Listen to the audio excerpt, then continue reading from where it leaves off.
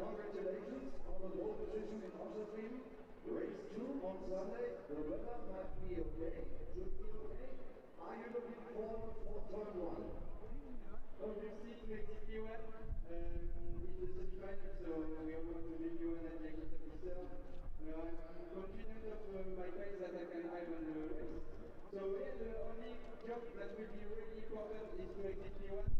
And yeah, it's going to be fine with my career and yeah, we will do a good show. Also, ich habe gefragt, wie sieht es denn aus? Sonderpole Position 200 Meter weiter ist die erste Kurve. Kurve 1 hat der Arbeiter gestern gesehen, er hat ordentlich gescheppert. Und ich habe ihn gefragt, was hat er mit der Rolle vor? Und er sagt, ja, das ist eine ganz wichtige Situation. Du musst hier den Start rüberkommen. Und dann musst du den einbiegen in Kurve 1. Du musst noch nach links sein, du musst noch überleben. Und dann ergibt sich alles andere von selbst. Pole sitter, thank you very much, Paul, and good luck for the race.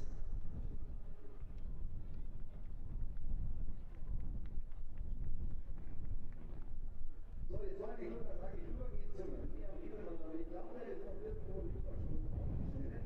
Deswegen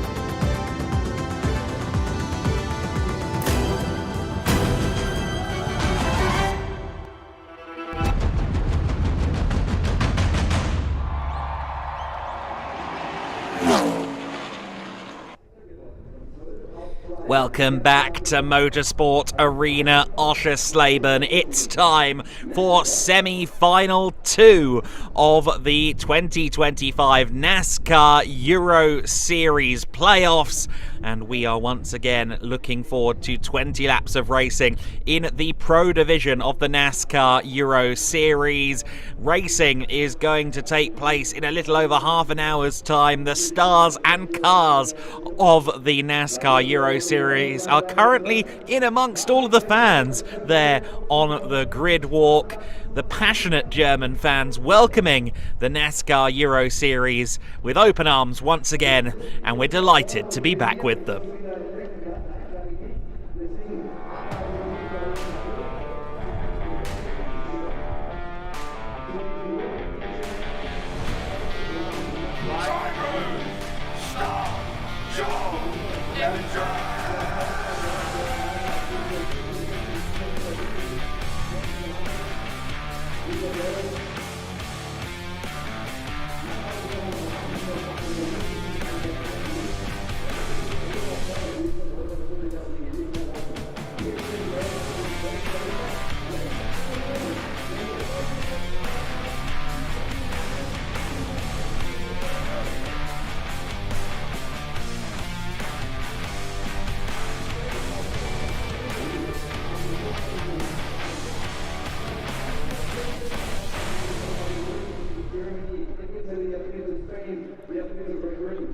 you happen to be joining us for the first time today, you will perhaps not be aware that the NASCAR Euro Series playoffs is a little different from what you would see in the 3 national series of the NASCAR events in North America. All parties are still in championship contention, so long as the math says they can still win it. No one is eliminated, but double points are on the line. That means that our championship battles, our runs to the final checkered flag of the year, are always massively intense, and every result really counts. In motorsport, every lap and every decision counts. With points on the line in a championship battle, the pressure is always on. You can't afford mistakes, and every risk may turn against you. So what happens when the championship points are doubled? This is the NASCAR Euro Series playoffs. This is pure racing at its most intense. This is the dangling of the carrot, a golden opportunity for a fiercely competitive driver to rise up the ranks and finish the season on the ultimate high of championship glory.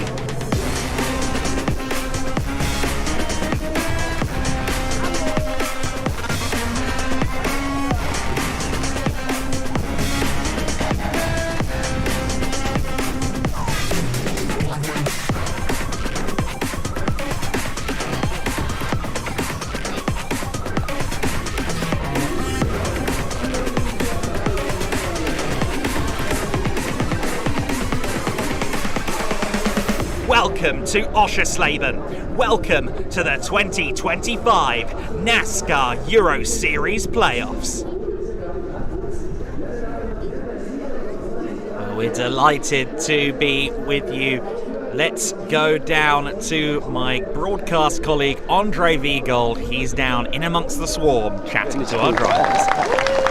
All right, thank you so much. I already said it during the open broadcast. We're going to have Daniel Strom again here in an interview. Stromwatches.com, one of our proud NASCAR Euro Series sponsors. We talked already about the watch that everyone can buy. I think it's really good to show it again with the NASCAR Euro Series logo. But I created a little bit of a cliffhanger. There's also a watch at the end of the season that the champions, the best drivers in qualifying, and also a team manager gets as a prize. Can you tell me something about this?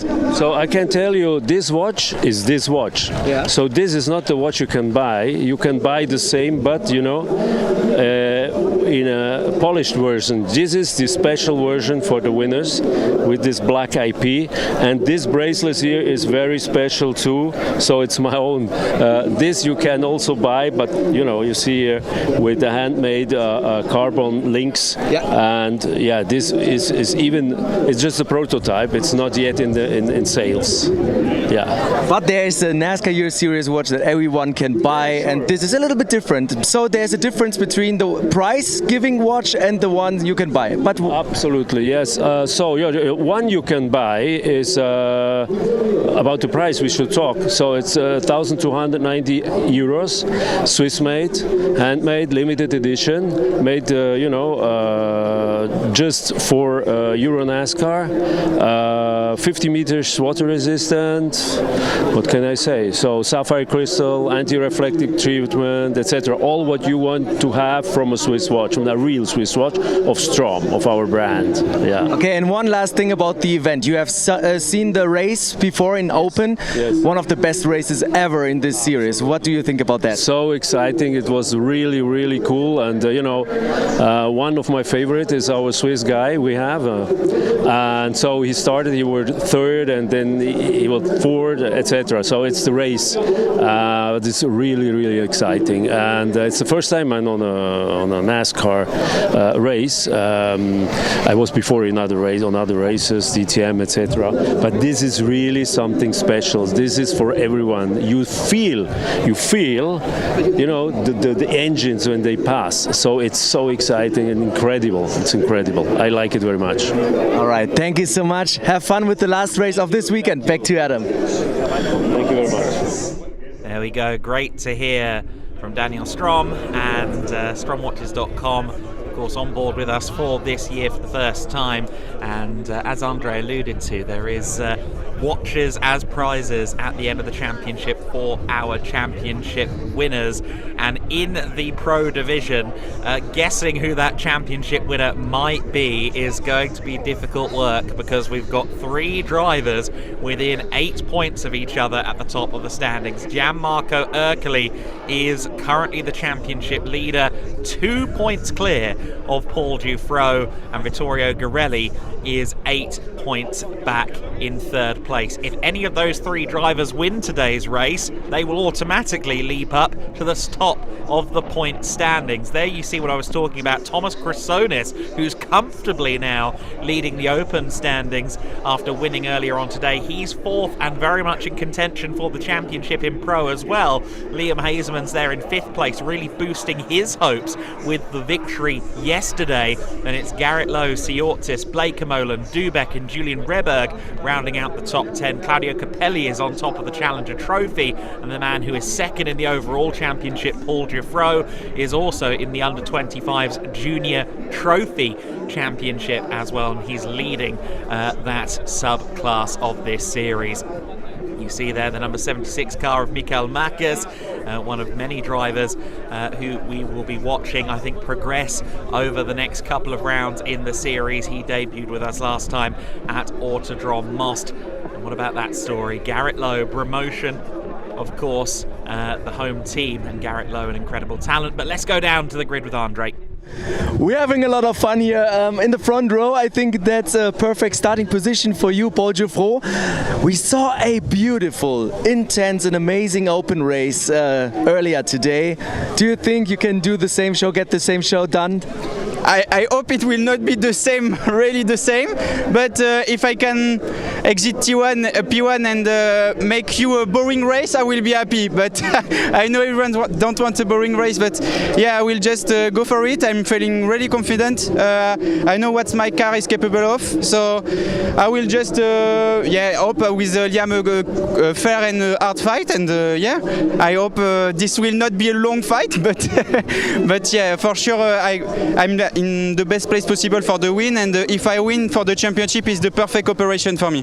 One question, it's really windy, it's way cooler than yesterday. I know that you have a lot of knowledge about how the car behaves. Does this affect the driving style or the balance of the car when it's windy like this? Yeah, for sure it will. Even 2 degrees difference of the track, you can feel it. So yeah, there the track will be really different. The car can be unbalanced now, but yeah, you have to adapt. We are racing drivers, so this is part of our job. So yeah, for sure it will change a lot. All right, merci beaucoup, thank you so much. But I disagree totally. I wanted an exciting race, not a boring one. It's almost as if you have contrasting needs for a race day. Excellent stuff. Paul Dufresne, 2nd in the championship. He is our pole sitter for today's race, alongside yesterday's winner, Liam Hezemans. The championship leader, Gianmarco Ercoli, limped around the circuit with a damaged car all of yesterday after a spectacular crash down on the first lap at turn 2. And Gianmarco Ercoli only 16th on the grid. The fastest laps of the race from Saturday make up Sunday's grid. So Ercoli is 16th. That's a big loss for him when his 2 main rivals, Dufresne and Ghirelli, are on the first 2 rows of the grid. Vittorio Ghirelli starting 4th alongside Garrett Lowe. So interesting stuff going on in the championship battle here. It could be a really important day in that title fight. Of course, there are bonus points for overtaking as well, which may help Ercoli. Garrett Lowe, though, on the 2nd row of the grid. Let's go to him now. I got a question over Instagram. Rico, was it, from Germany, who asked, do you want to continue your streak? And I think you will say no. 3rd in Most, 2nd in the first race this weekend, so a win at Zolder. I think you have different plans, right? I would much rather have a win today for sure, but as long as we get one this season, I'd be very happy. So yeah, I hope we don't continue the podium DNF trend. I hope we've got that out of our system. So yeah, I think we're in for a good show, and I think we got a good starting spot. obviously competition up here is stiff. The front four have been the fastest all weekend, so yeah. It's the NASCAR Euro Series, so there will be never ever a home race for you in this series. But this weekend, Premotion, your team, home race, a lot of people around. Something different also for yourself? Absolutely. I mean, it's a more team atmosphere. We have a lot of guests this weekend. My teammate has a lot of guests this weekend. A lot of our sponsors are here, so it's close to the home races we're going to get. So I'm enjoying every minute of it, and it's great to have all the support. All right, thank you so much. Good luck and have fun. Back to you, Adam. Great to see that coming in, and always good to see support for Garrett and Promotion, and Garrett's story, of course, as a NASCAR star coming into the NASCAR Euro Series is a compelling one, and he has victory on the mind. I don't think he'd have expected a podium yesterday. He started all the way down in 12th, but again, a very explosive start to the race on Saturday allowed him to ultimately finish in second. Let's go back down to Andre. So Vittorio, the championship is so tight. A big competition, points very, very close, top three, every position count now in the playoffs. How do you feel before this last race here in Germany? Yeah, it was a pity for yesterday because after I got pushed off and they turned into me, I lost my race from my pole position, and I recovered up to P7, and then they gave me a very unfair penalty. But I accept it and I don't care, and I look forwards and I try to do a good job today. Sometimes this happens in racing, but you have to keep battling, keep fighting until the end, because in the end. God always looks at us, so it will be always a hard battle, a long battle, still 3 rounds to go, and for sure I will not keep back now. I'm very angry now. Angry, does it mean it makes you faster, more aggressive? What can we now expect from you? Angry means that I will win. That's a clear statement. Grazie mille, and good luck, have fun. Back to you, Adam. Intensity from Vittorio Ghirelli. As he referenced, he gained 20 seconds worth of penalties in the steward's room after the race, courtesy of that first corner situation that we had yesterday, and that dropped him not just down the standings outside of the overall top 10 in the race order, but because that meant fewer points, that also took away the championship lead from him and bumped him down to 3rd in the standings. And you could see the body language, the intensity. He's going to be even more uncompromising than usual from here on out. Let's go to Thomas Krasonis next, the leader in the open points, but the pro title is within his grasp as well, Andre. Sometimes when you're standing around and just listen, you hear interesting things. Alon said, survive this one. Yeah. What does he mean? What does he mean? You saw yesterday what he meant. So, yeah, but everybody's in a good mood. I think we have a good car, not the best, but a decent one. So, yeah, I don't think we are slower than the 34, the 99. So, if Vittorio can make a good start and we can keep the line, I think we can get 2 or 3 positions and we can fight for the podium. So that is the plan. Clear, simple, good start, safe, follow Vittorio and make a move in the end, maybe for the podium or something. I just a little bit curious now because of the standings in Open and Pro. You're racing in both divisions. Where is the focus right now? Getting this Open title, or do you say 50-50 or more Pro because it's the first Premier League? 100 on one, 100 on the other. I want to win everything. I want to be the first one who will do the Triple Crown. You know, it's never before. Endurance, Pro, Open. So the focus is, you see, in every race, I'm giving 100%. So there is no distinction, no difference. We are looking for both titles, and I'm really trying to make it happen. Very clear statements from both PK Car Sport drivers here. Back to you, Adam. Yeah, I know, the honesty coming from the PK Car Sport camp and the direct statements as well. In terms of, it's worth noting, of course, the endurance standings, which is effectively our replacement for a team's championship in most categories. We add up the 4 races, the 250 kilometers across all 4 races in Open and Pro to make one standing. PK Car Sport's number 13, Thomas Krasonis currently 4th in those standings. It's the 69 Team Blake Molen car, Melvin de Groot and Sebastian Bleekemolen that's on top of that at the moment. We'll have to see whether that's still the case after a tricky weekend for Melvin in the previous couple of races. Let's go down to Raphael Lessard with Andre.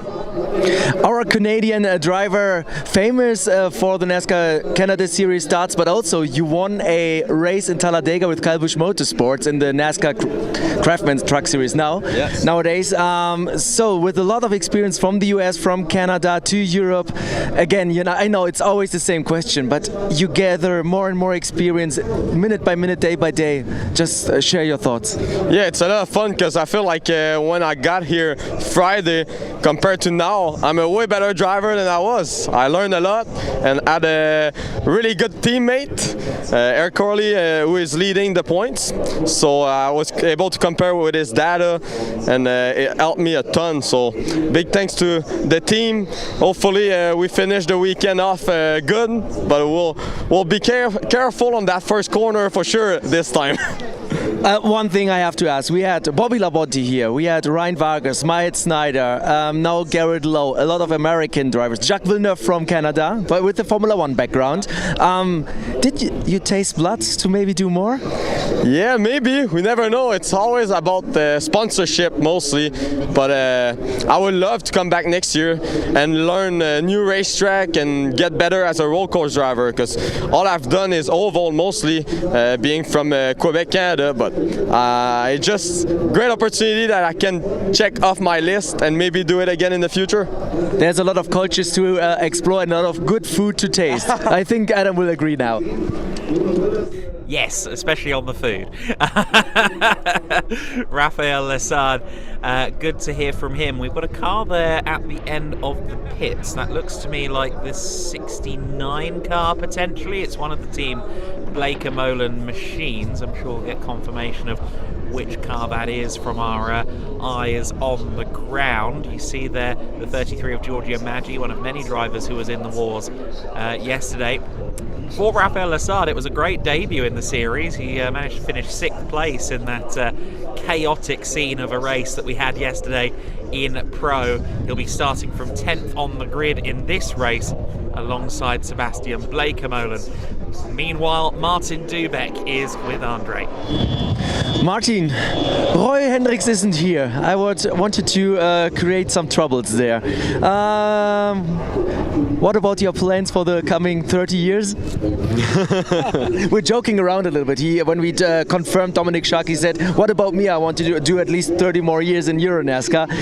You're so happy here, right? No, about this, I texted that because Dominic Shark was the first confirmed driver for next season, and I told you that I will be confirmed until 2058. So then we will see what happens. But now we will see what happens in this race. I cannot move. My neck hurts, my back, everything hurts after yesterday's crash. So now I need just some points, and I will see. But I think that I will finish this race. There are still 2 races to come at Circuit Zolder, a track your team knows really, really well. So there are a lot of points to gain, a lot of things to win. There's still a shot at the championship, right? Yeah, still the chance is there. So I think I'm really fast in Zolder. So I think that we can find some good points there also. And yeah, let's see. Maybe third title or not. We will see. Thank you so much. Good luck, have fun, and all the best with the neck. Back to you, Adam. Yeah, he was in a big smash yesterday in the first playoff race, ended up suspended in mid-air after being knocked up the rear end by one of the other cars. It was the number 47 of Alexander Graf that ended up in the rear of the number 7 Hendricks Motorsport car. We saw a couple of cars there making their way to the grid now that the grid walk has ended. So Giovanni Faraonio's number 22 was hastily repaired after a crash for Jordan O'Brien in the open race earlier on today, and it was Sebastian Bleekemolen. We see the number 69 car now making its way down to the 5th row of the grid a little bit later than they would have otherwise liked to. Sebastian Bleekemolen 7th in the standings right right now, was in the top 5 at the start of the weekend, but he needs good results here to really have any hope of holding on to championship contender status going into the last events. There's Robin, who's now taking part in the Rookie Challenge as well. Robin Blake-Molen, now a 3-generation team here in the NASCAR Euro Series, which is really cool to see. Uncle Sam and the Statue of Liberty helping the number 69 car to find its grid slot. To be fair, you can't miss Sam, 11 foot tall. So then, we await the countdown to command. In the next couple of minutes as well, we'll be hearing the US and German national anthems back to back. But again, looking at this race, looking at this grid, I think Gianmarco Ercoli is going to be a real point of interest. From 16th, our championship leader has a lot of work to do here. Oschersleben, you can overtake, but you can't overtake easily. You have to work for every pass around this circuit, and he's going to have to do a lot of work quite quickly to get a good point score. Let's catch up with the winner from yesterday, Liam Hezemans. Komplettes Feld von dann 22 Autos, die dieses Rennen hier in Angriff nehmen werden. Nochmal kurz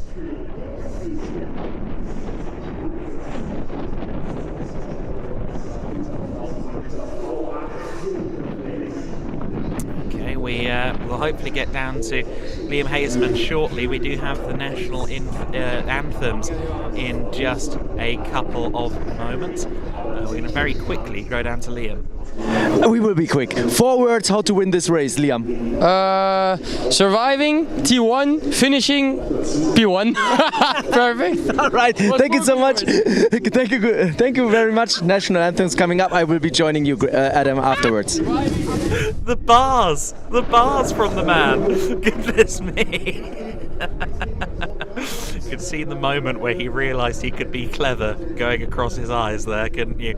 Yeah, unfortunately we had a bit of a microphone issue there, so we had to delay getting down to him. But Liam Hezemans, the man I used to call a lot more regularly Hollywood Liam Hezemans, for the reason of how he won his championship in 2022 in the Euro NASCAR Open division. Here in Euro NASCAR Pro, this has been a slightly difficult season, but it was very Hollywood yesterday, how he swerved his way through a big mess of cars. We wave at Andre, and we will now hear our national anthems.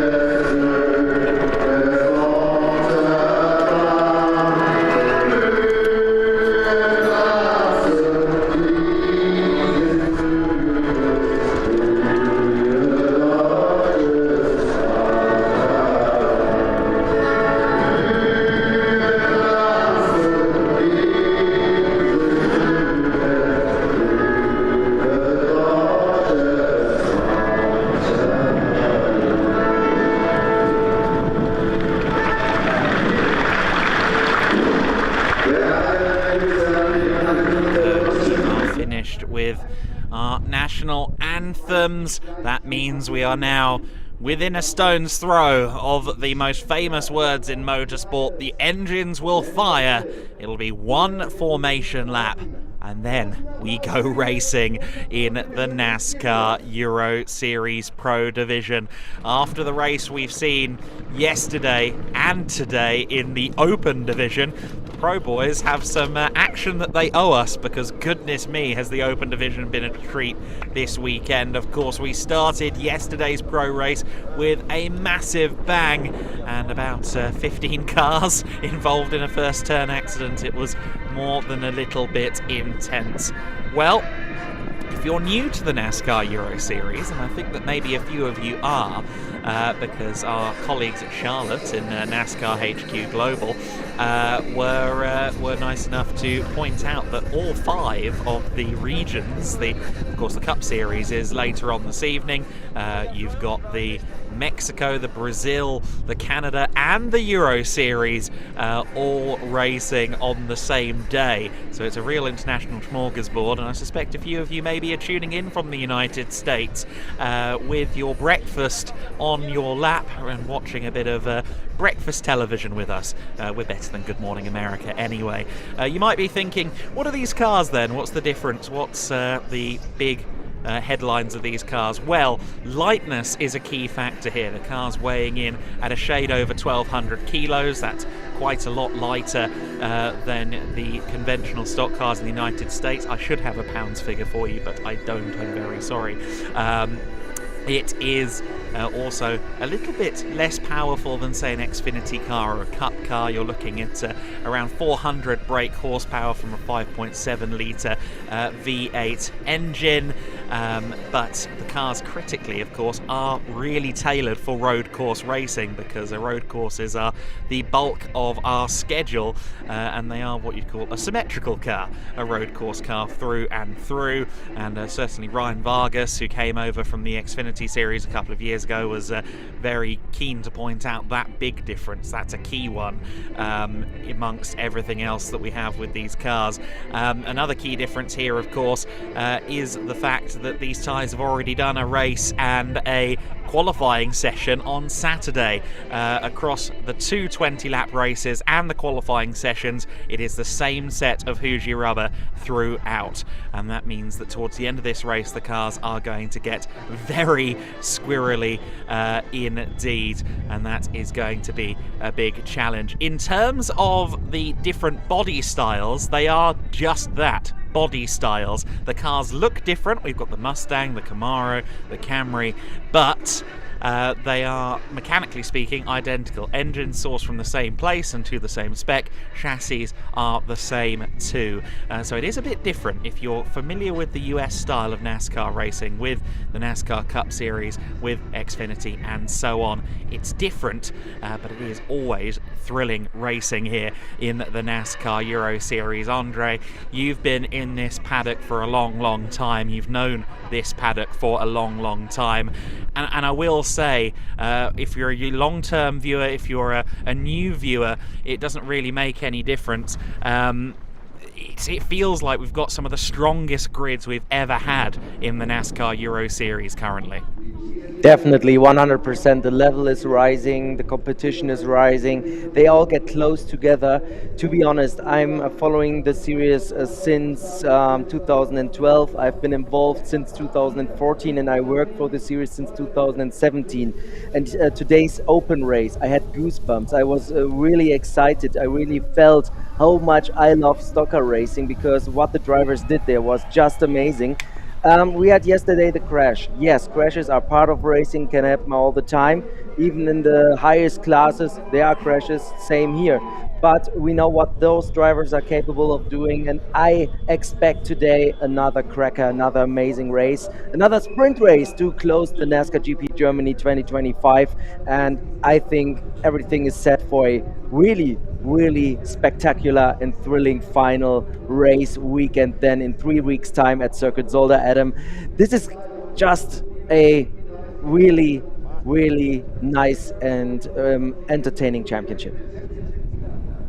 Yeah, absolutely. It's always very exciting racing here in the NASCAR Euro Series. You see there on the gantry above the cars, 20 laps. It is a sprint race here, as Andre alluded to. We run 2 races of the same distance, around 75 kilometers each weekend in the NASCAR Euro Series, and that means that the drivers can really focus on attacking. The factor of keeping the car ready for the last stage, as you would in a cup race, isn't a factor. It's all out from the green flag till the checkered flag, albeit again with that tyre wear being a consideration as well. Certainly it is hard to drive towards the end of these second races. Very, very hard indeed. The cars look very unsettled towards the end. Right, our Olympic athlete Moritz Orstein is going to be in charge of the command, so I think we're going to go down there a little bit early.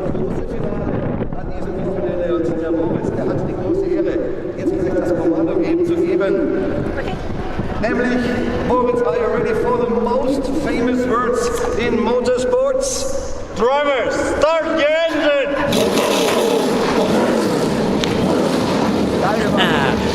With a bang, the engines fire into life. A little bit of additional flair for what is a very over-the-top presentation always for the NASCAR Euro Series. It feels like one of the biggest American festivals everywhere we go in the country. This is a real celebration of Americana. That's visible in the off-track areas with some of the cars that are on display, with some of the food offerings that are out there, and indeed, of course, with the Euro NASCAR machines, and the red, white and blue fireworks don't hurt either. It's 30 seconds until the cars roll here, Andre, and I'm very excited to see the resumption of some of those battles from yesterday. A few drivers who could spring up a surprise. Someone like Thomas Teufel, I certainly wouldn't count out for podium contention from row 3 of the grid, but I'm really interested in Hezemans versus Dufresne. That's a battle that we've seen take place in various forms for a long time here in Euro NASCAR. Yeah, definitely. And you know, when I interviewed Martin Dubeck, I wanted to have Roy there because of the joke that he was going to drive till 2058. Joke for now. I went to Roy, he was laughing first, and then he said, all right, well, you know what? There's something coming for 2026 soon. So there's something in the making. Martin Dubeck in the 7th car also always strong, has a little bit of issues. He revealed to us. And to be honest, you said Teufel, you said the battle up front, but Garrett Lowe got better and better and better, and I think he has also a chance of winning the race. Oh, absolutely. From 3rd on the grid, it's very possible. Liam Hezemans is alongside our pole sitter Paul Dufresne on the front row of the grid. Row 2 is Garrett Lowe. He's alongside Vittorio Ghirelli on row number 2. Row 3 is Thomas Teufel alongside the open points leader Thomas Krasonis, also putting in a good shift here in the Pro Division. Claudio Remeggio Capelli and Martin Dubeck on 7th and 8th spots on the grid. In 9th place, it is Sebastian Blakemolen. They were late to get that car onto the grid. Hopefully it's on full cylinders now. Rafael Lissar for Cal Racing. In 10th place, Vladimiros Siortzis and Jack Davidson make up row number 6. 13th and 14th, Ken Komura in the 74 alongside Ulis Del So's number 14 Speedhouse entry.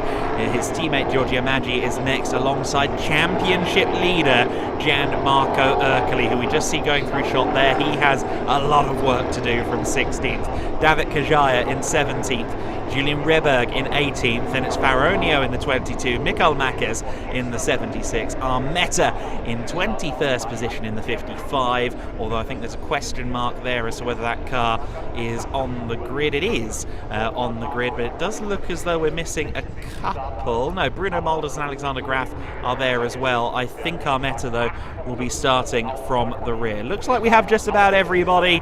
We're going to go 2 by 2 here now, Andre, and I'm inclined to say deep breath, everyone. Yeah, definitely, 100%. The last one here in Germany in 2025, the second playoff race in the Pro Division, the first league of the NASCAR Euro Series. A full pack grid, a full grid, a really tight competition. And one information before we start, Ercole yesterday, the team observed the back of the car, said, okay, we cannot repair it, we cannot get you into the pit box and get a fast lap, therefore they decided to stay out and get some points. But now it's up to you. Green flag is coming up.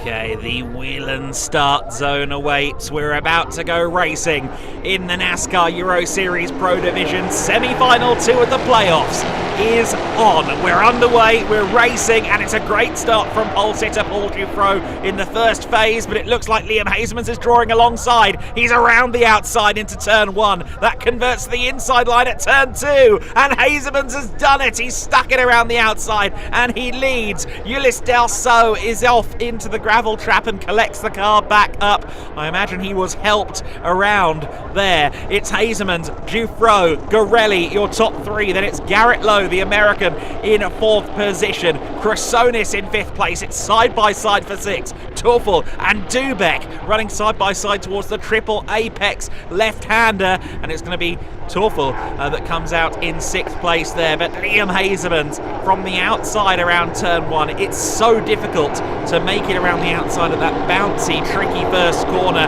but he managed to do it, and he's now our leader.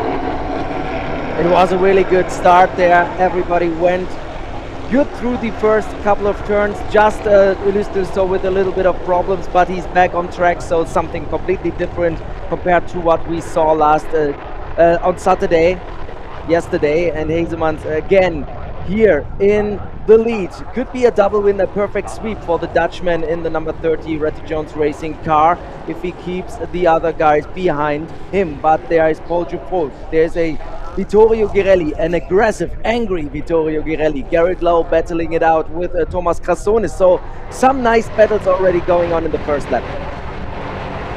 Yeah, absolutely right. You see there Jack Davidson, Raphael Lessard and Kenko Miura. They're 3 wide here for what is 10th position. Looks like Lessard backing out of that one, and Kenko Miura gaining 2 places for the price of 1. Davidson now having to defend against Lessard. Oh, but Miura overcooked it. You see Vladimir Osiortsis carrying some damage from the first lap. Bruno Mulders in the 72 Team Blakemolen car, the blue and yellow machine, making its way through the order nicely as well. Mikael Marquez there leaning a little bit on Raphael Lessard, and Lessard has found out once again that once you're out of line, it's very easy to continue falling back through the order. Oh, Dufresne to the inside of Hezemans there. I thought there may be a meeting in the middle just momentarily. I think Hezemans going a little bit deeper into the corner than he expected himself, and it almost allowed Dufresne to have the door open. But to your point, Andre, 3rd place, Vittorio Ghirelli. That was laser focus behind those shades that I heard in that interview with you, and it was the laser focus of an assassin who's been spited. He is going for it today. Oh, and another moment there for Liam Hezemans. I think the car is quite tight at the moment because he's always on the edge of the track markers, and now they are battling. Ghirelli on the outside of Paul Dufresne. Maybe he gets also 2 for 1 there. He's in 2nd place. What a perfect maneuver there from the reigning champion, from Vittorio Ghirelli in the 24 car, and he's now trying to also get past Liam Hezemans. What a drive by Vittorio Ghirelli, the Italian. He's laser focused, 100%. Opportunistic stuff there from Ghirelli. Saw that Dufresne was going to get a little bit stymied behind Liam Hezemans and slid up to 2nd place around the outside. Great driving from him. Garrett Lowe is there in 4th position, right in it as well. The battle pack is, well, it did look like it was 4 cars deep. It's now about 8 cars deep as they were all squabbling for their positions. It's allowed Thomas Krasonis to drag everybody else with him. Pretty much the entire top 10 now contesting the lead here. Hezemans it is then, again drifting wide. He's going to be careful doing that. I see why he does it. Of course, he's getting himself a good run out of 7 towards the chicane here at 8, 9 and 10. However, if he leaves the door a fraction too open, I have no doubt Paul Dufresne would have kicked it down. I fully believe that Vittorio Ghirelli, in his current mood, in his current state of focus and determination, will take the opportunity if that door is open. Liam Hezemans needs to be careful drifting wide like that. Our editor at the NASCAR Euro Series, Reza, he will be very clear on the racing action, and I hope that at some point he can calculate some points for us, because when I look at the field right now, everything will change again in the overall standings before the final event of the 2025 season in 3 weeks' time at Circuit Zolder, with Ghirelli there up front. Where is Ercoli? Only in 16th position. Hezemans in a really good spot, getting more and more points, as well as Jufro, and there are technical issues for Thomas Krasonis. Thomas Krasonis grinding to a halt. This is really bad news for the Greek racer and for a lot of other drivers too, because I imagine at the very least that's going to need to be covered by a full course yellow if he can't get it going. That's a huge shame for the Greek racer, who again felt like a contender here in the Pro Division as well. That's going to be a big shift in the championship. He's going to go down the standings, tumbling down the standings with a limited point score here. Hezemans continues to lead the way, and to your point about Ercoli, he'll now be 14th. He hasn't really moved through the order in any particular way. I was expecting him to be jumping up there through the pack, and in fact it's Bruno Mulders, who started pretty much at the very back, who's doing a much better job of climbing through. I think he's already into the overall top 10 right now. Mulders is on a charge. Wow, Ghirelli tries everything there to stay at the back bumper of Liam Hezemans.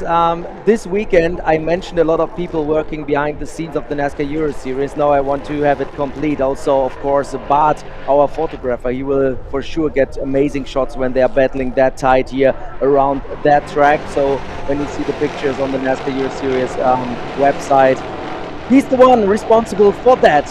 Back to the action there. Hezemans, Ghirelli, Jufro low, and then Thomas Toffel, our top 5 right now, Adam, but I think we are just at the beginning. This is going to be in a battle like we saw it in the open race. This will be a cracker again. Absolutely right. It looked to me as though Thomas Krasonis had managed to roll a bit further forward there at turn 1. I think he's out of the firing line enough now that we're not going to need the race delayed at all. Hezemans, Ghirelli, Jufro covered by less than 3/4 of a second last time across the line. Dubek there straying wide at the triple, and that could give an opportunity in the battle for 6th place to Claudio Remeggio Capelli. These two, of course, regulars in the open division as well, which they raced in earlier on today, as is Thomas Toffel, who is just ahead of them at the moment. So a nice little open patch in the pro grid here at the moment as these three fight each other. Of course, in your NASCAR Open, in your NASCAR Pro, it's the same car that competes across both classes. So these guys have got a lot of seat time in the car this weekend, but we've also heard the negative effects of that from Martin Dubek. He's feeling very stiff, very sore, very worn out, but that of course is also because he was in a big crash here yesterday in the Pro Division. Looks like Paul Jufro has a good run, at least through turn 14, but not a particularly good run out of turn 14. He was right on the back of Ghirelli's PK Car Sport number 24 momentarily. Meanwhile, Thomas Toffel has got a mega run down the main straight, and he gets ahead of Garrett Lowe for 4th position. Toffel with a very nice, well-managed move, and Garrett Lowe's going to want to fire back ASAP. I want to follow up on one thing you said before, that Martin Dubek is pulling double duty, and he's a little bit sore there because of the crash. But I also talked to Thomas Krasonis doing both series. I talked to Thomas Toffel. All of them say it's a big challenge. They are all in perfect shape. They're training a lot. They are really prepare for those races, and still it's really tough to compete in both championships on a physical level. Thomas Toffel has been instructed to give back the position to Garrett Lowe, so I wonder if there was an incident between them at turn 14 that led to that overtake looking quite so simple, but he's been told to give the position back to Lowe, and that's obviously not good news because Martin Dubek is right behind Garrett Lowe, so giving back one position may lead to losing further positions for Thomas Toffel, now running 4th place, but instructed to give that position back. He's falling into the clutches of Lowe. Is he going to try and do it on the main straight in such a way that he doesn't lose out to Dubek as well? He has to make sure he gives that position back. He goes out very far to the right-hand side of the circuit there. Surely he's teeing up Garrett Lowe to take the position away. He is, and he's going to just try and allow him through without compromising himself too much. Nicely executed, but still Martin Dubek is going to capitalise. Around the outside goes Dubek. Toffel now is going to try and hold on around turn 3. The stewards instructed Toffel to give back the position to Garrett Lowe, but this is always the danger in a pack race situation. He's lost 2 places. Capelli goes through, and the charging Bruno Mulders, who's already up to 8th position from the very rear of the field. A first-time race winner in the NASCAR Euro Series Open division yesterday, and that youngster is charging through the pack with a bit between his teeth. It's quite thrilling to watch. Giorgio Maggi got past Kenko Miura there, but I want to pass one information.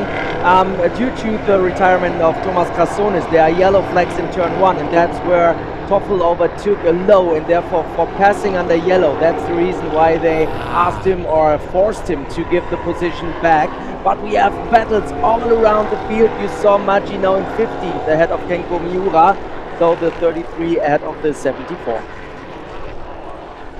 Worth noting as well that the number 69 car of Mulders did just 18 laps yesterday rather than the full race distance, so maybe he's got a little bit less wear on those tyres, which could go some way to explaining his performance. Look at Vittorio Ghirelli though, right on the back of Hezemans in the 30. Let's hope we get confirmation of a green flag being lifted potentially, because it's important to know whether that's an overtaking zone or not now at turn 1 going forward.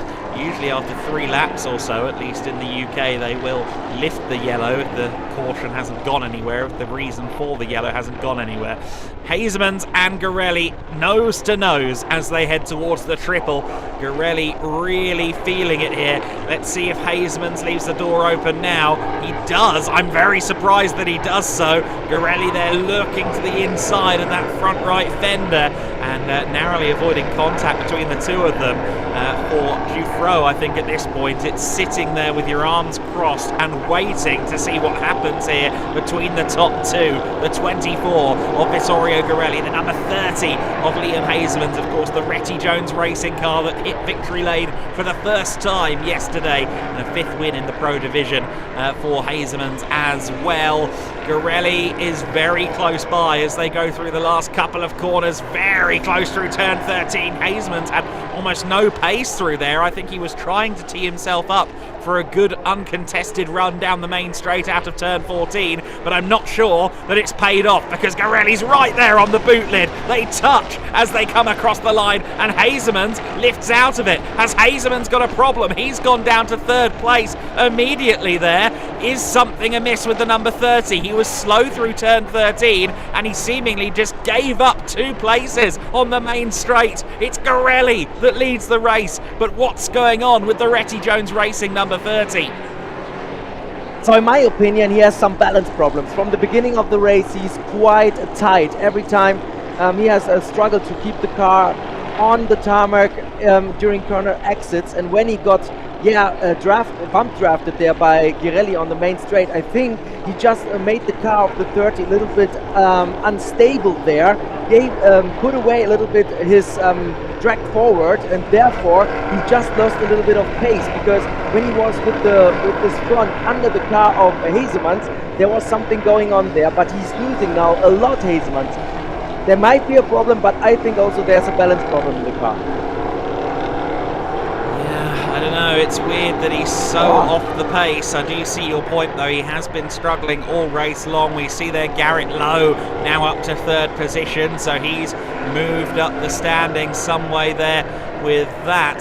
Thomas Toffel, of course, was running ahead of Garrett Lowe there for a while, and he's now further back. He'll be very annoyed now that he realises he could have inherited a podium position. Instead, he's got Bruno Mulders all over the back of him as they go through shot now down the main straight. Mulders trying to get a top 5 out of a starting position in the 20s, and in a 20-lap road course race, that is mightily impressive stuff. It's Ghirelli then at the front of the order with Jufro behind him, and then Garrett Lowe in third place. Hezemans was fourth at the line, but Martin Dubeck has gotten through. Here comes Mulders to the inside of Thomas Toffel. Toffel with the young Dutchman on the outside line. Here is Capelli, has a look to the inside of Hezemans. Two young Dutch drivers going side by side in the same shot. Oh, and Mulders gets pushed off by Thomas Toffel.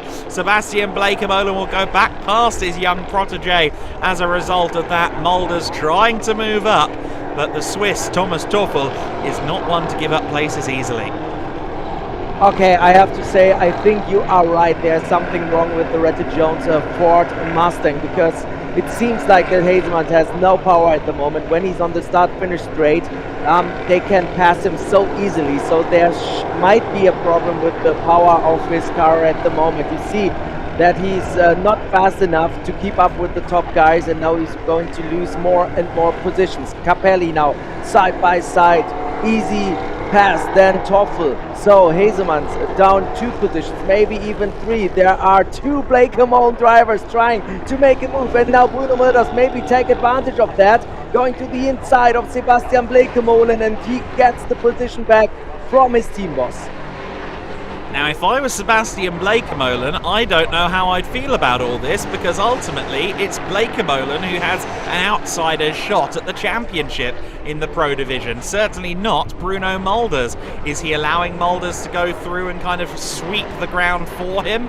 Let's wait and see. Hezemans loses out again to Mulders on the main straight. I think maybe 7 cylinders, a misfire, something like that for Hezemans, because he's got almost no pace compared to those around him on a long straight, or maybe just missing top gear, because it seems like towards the end of the straights is where he starts to really lose out. But all the same, I really feel for Hezemans, because I thought yesterday could have been the start of an improbable journey to a championship bid with that victory, with the pace he was showing in the early stages of this race as well. But that's not going to be the case now with a low finish here.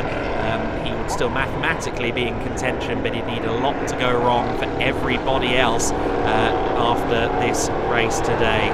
Ghirelli and Jufro then at the front. Garrett Lowe is running a couple of seconds behind them in third. Then this is the battle you see here for 5th position, Capelli and Toffel, with Martin Dubeck just ahead of them in 4th position, and Bruno Mulders, wasting absolutely no time, is rapidly closing in on the number 5 and the number 34. So the number 72 car already fighting for 5th place. Liam Hezemans trying to hold on here up against Sebastian Bleekemolen, and critically Gianmarco Ercoli, who has made some forward trajectory. He's now up into the top 10. He's trying for 9th place here alongside Liam Hezemans, which he should probably get given the lack of pace in Liam Hezemans' car. And sure enough, yes, up into 9th place goes Gianmarco Ercoli, our championship leader coming into today's race. He is unlikely to be holding that accolade at the end of this race as it stands. However, if he can minimise the amount of points he loses here to his fellow championship contenders,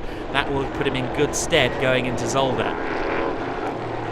9 laps to go in this race, and we are having a nice battle there for 3rd place. Garrett Lowe has a lot of work to do to keep this podium position, because Dubeck, you said it, has maybe a little bit of better tires here on his car, and therefore he can maybe push a little bit more in the second half of the race. Then we have Capelli, Toffel and Bruno Mulders, one of the best talent we have at the moment in the NASCAR Euro Series. What he accomplished in his rookie season at an age of 17 years, it's just phenomenal, both in Open and Pro. And Garrett Lowe, he's trying everything to keep Martin Dubeck there behind the 99 of Free Motion. He said It's somehow also my home race because Free Motion from Germany is having its home race here at the Motorsport Arena Oschersleben, and now he's trying to get another podium in, but it's going to be tough. And we have problems there for Thomas Toffel.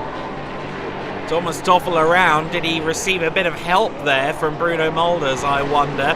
Didn't look like the kind of spin you have on your own at racing speeds. He's going to lose out as well to Sebastian Bleekemolen, potentially Gianmarco Ercoli as well, which is certainly in favour of Ercoli, moves him up to 8th position. Meanwhile, the podium is under threat here. Martin Dubeck hasn't stood on an overall podium all weekend. It was a fairly rough pair of races for him in the Open division, where he's looking to defend his title and become the first ever 3-time champion in the Euro NASCAR Open. But here in the Pro class, a podium would certainly be a good cap to the weekend. Meanwhile, penalties coming in for the 22 and the 76 Faronio and Mikael Marquez for a false start. 10-second penalties applied to them.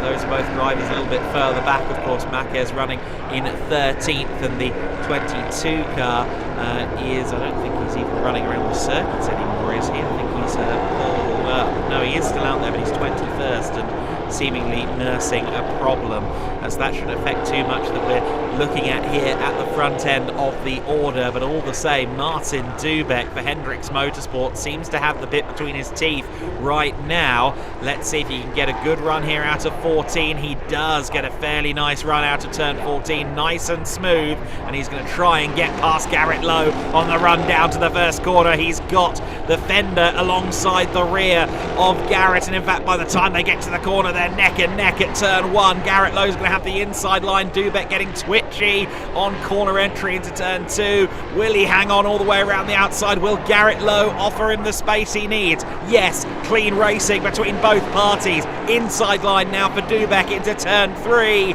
Martin Dubeck surely has done enough. Yes, he has. Martin Dubeck moves up to 3rd position there, and Garrett Lowe raced him every inch of the way very fairly indeed. Yeah, what an amazing battle there.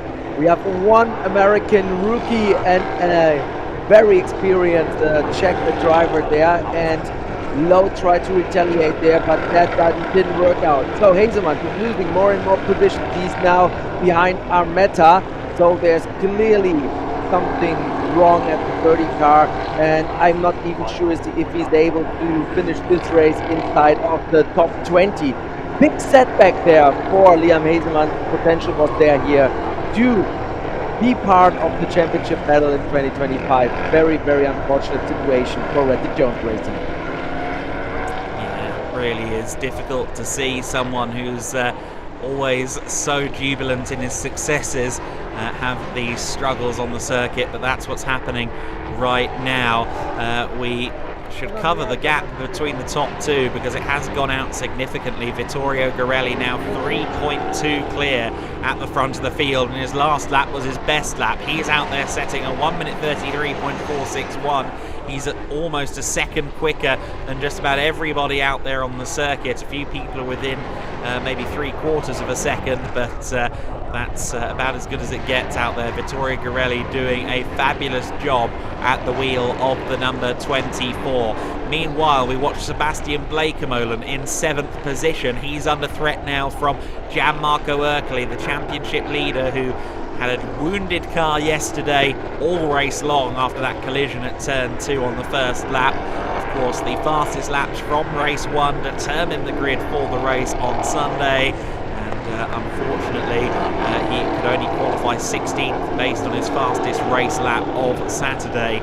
So he's had to work hard to get himself up the order. He's done a decent job of it. He's up to 8th position. Let's see if he can get around Bleekemolen. Sebastian Bleekemolen, who came into this weekend as a championship outsider, but again having one of his signature weekends where he's metronomic and strong, but he hasn't really had that X-Factor performance this weekend that he needed to stay in the hunt. As goodness me, Capelli there gets very sideways indeed. They just went past David Kajaya, I believe that was, putting a lap on him. He's limping around the circuit in the Team Georgia by RDV car, but Bruno Mulders making Capelli feel the pressure as they head out down the main straight. We have now some provisional points as they are running right now. Vittorio Ghirelli would reclaim the championship lead, 4 points ahead of Paul Jabor, 14 points ahead of Gianmarco Ercoli. Garrett Lowe in fourth with 46 points deficit on Vittorio Ghirelli. So as it stands right now, Adam, I see a three-way battle, a triple threat match at Circuit Zolder. Ghirelli, Jaffor and Ercoli. Those are the three contenders. The number 24, the number 3 and the number 11.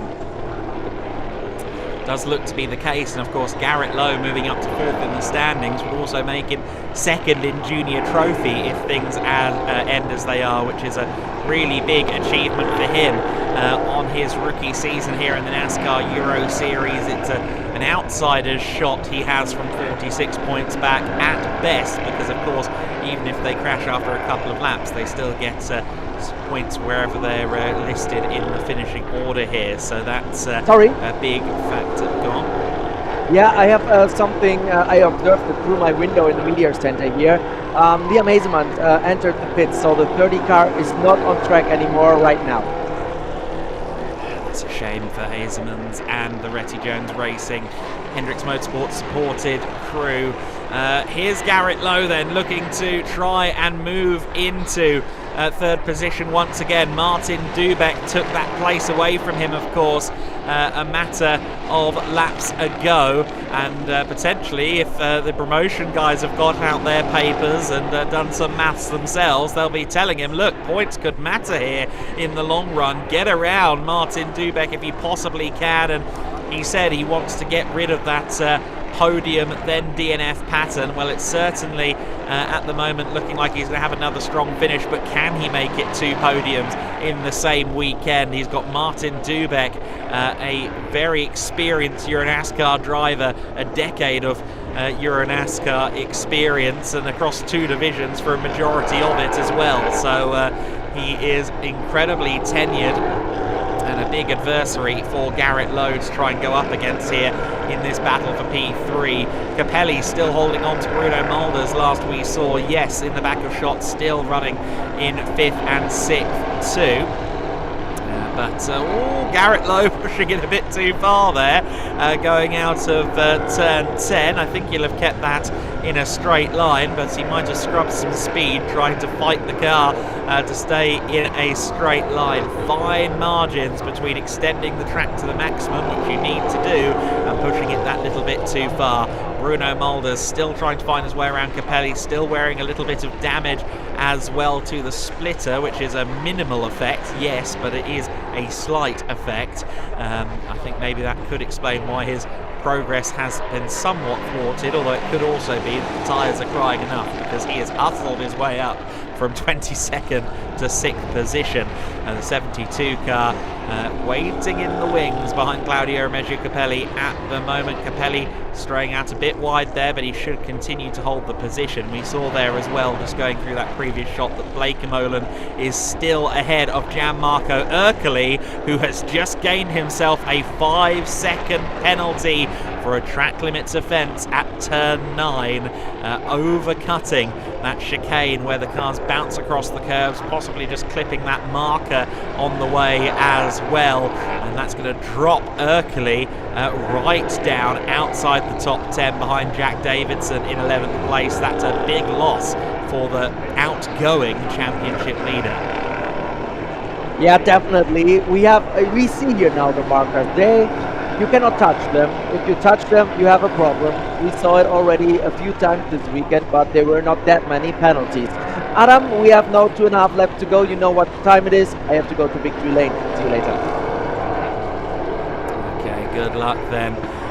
Andre, enjoy yourself down there. I'm suspecting that it'll be a still laser-focused and determined Vittorio Ghirelli that meets Andre down there, but we've still got 2 more laps of racing. He comes across the line, the race leader Ghirelli, with a lead of 4.8 seconds. He's got the pace, he's got the momentum for now. Dubek and Lowe split by half a second at the line. That's still very much up for contest, as is this 5th and 6th place. Bruno Mulders looking feisty up against Capelli, but can he find a way through? For Gianmarco Ghirelli, it's now become, I think, even more important that he tries to get around Sebastian Bleekemolen in the battle directly behind the two we're looking at, because they, of course, well, if Ghirelli can get around Bleekemolen, maybe with a clear air he can build himself a little bit of a cushion in relation to the penalty. We've got 2 laps to go here in the race at Motorsport Arena Oschersleben. He's running out of time to try and get around Sebastian Bleekemolen. Drifting wide there is the number 72 of Mulders, trying to get himself a nice run up against Ghirelli through 8, 9 and 10, which certainly isn't an overtaking opportunity, but he's trying to get himself a good run out of 10 for a setup at turn 11, and he might be able to succeed at doing that. We can see up ahead of that battle that it seems Lowe is a little bit further back from Martin Dubek, so maybe Dubek has done enough here to hold on to 3rd position, but I'm not so sure Capelli is safe in his seat in P number 5 as they come through turn 14. Mulders has done a great job defending at this corner all throughout the weekend in the open division races. What can he do now in pro on the offensive in the slipstream up against Claudio Remeggio Capelli? His car was strong earlier on in a straight line. He draws alongside Claudio Remeggio Capelli, but he's not going to be able to hang it around the outside. It's the final lap of the race. The time, the opportunity is running out for Bruno Mulders. Capelli tail whipping there through turn 2. Car looks more than a little bit loose on these now exceedingly worn Huggia tyres, but Capelli defending for his life up against Mulders right now. Just half the lap left to go for him. At the front of the order, Vittorio Ghirelli is 5 seconds clear. In the battle for 3rd place, Garrett Lowe is 6 tenths back. He's going to need something special to try and make a bid for 3rd place. But here comes Mulders, looking close to Capelli here as they run through turn 7 of the lap. He's going to once again try and nail the run through 8, 9 and 10 in order to set himself up for a move at turn 11, and it looks like he might succeed at doing so, but we'll try and keep half an eye on that as we watch this man, Vittorio Ghirelli, who came in angry, who came in furious that the race and a couple of decisions went against him yesterday. With this result, with this race win, he reclaims his authority on the season and on the championship that, of course, he won last year. It's a win for Vittorio Ghirelli, and it is a win that will place him into the championship lead once again. Giuffreau finishes in 2nd, Dubek 3rd, Garrett Lowe 4th, and just beating Mulders to the line was Claudio Remeggio Capelli. Gianmarco Ghirelli made it to 7th on the final lap, but unfortunately he's going to lose that position back to Sebastian Bleekemolen, and he'll fall back behind Thomas Teufel as well, and Jack Davidson. So it's going to be 10th position once the penalty is applied to Gianmarco Ghirelli, and that's a big loss in terms of championship points for him. Raphael Lassard gained a penalty post-race as well. That will not actually affect his position. In fact, it'll lose him 1 place. He'll drop from 14th to 15th. But a great race from Vittorio Ghirelli. Did everything that he needed to do. Would he have been able to get around Liam Hezemans had that car not faltered? I feel for Hezemans immensely. It could have really been a season-defining weekend heading into the playoffs finals next time out at Zolder if the car had held together.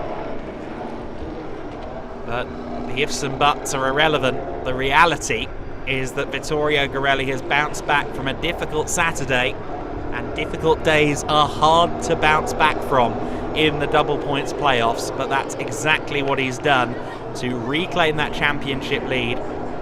Paul Giuffreau with 2nd place is going to be right there in contention as well. Martin Dubek taking 3rd place, 4th place for Garrett Lowe, just missing out on that podium. Ultimately, Claudio Remeggio Capelli in 5th, Bruno Mulders in 6th place ahead of Gianmarco Ghirelli provisionally, but he will drop down to 10th. Sebastian Bleekemolen, Thomas Teufel and Jack Davidson will all leap ahead of Ghirelli once the penalty is applied to car number 11.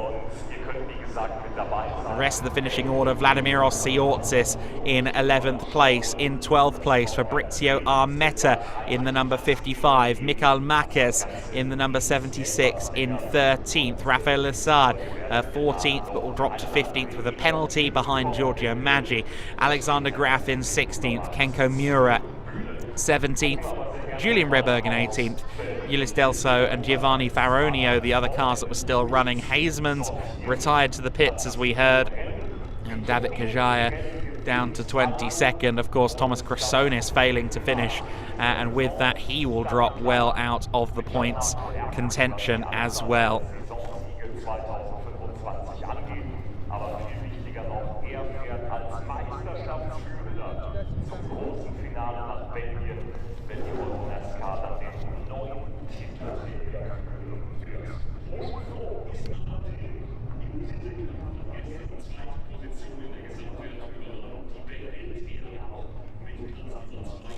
So then, just getting confirmation through that it was a gearbox issue for the number 30 car of Hezemans.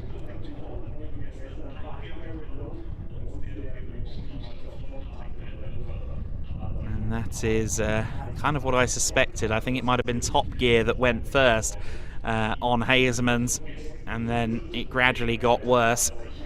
The points provisionally, as we know them to be, Vittorio Ghirelli would be on 382 points with this win, just 4 points clear of Paul Giffreau in second place on 378. And bear in mind, it's 80 points for a win and 70 points for second place. It then goes down in increments of 2 from there, so 68, 66, 64, etc, etc. So a win for either party at Zolder would tilt the championship the other way once again. The 364 points, for the 11 car of Gianmarco Ercoli, taking into account his penalty that will drop him down the order.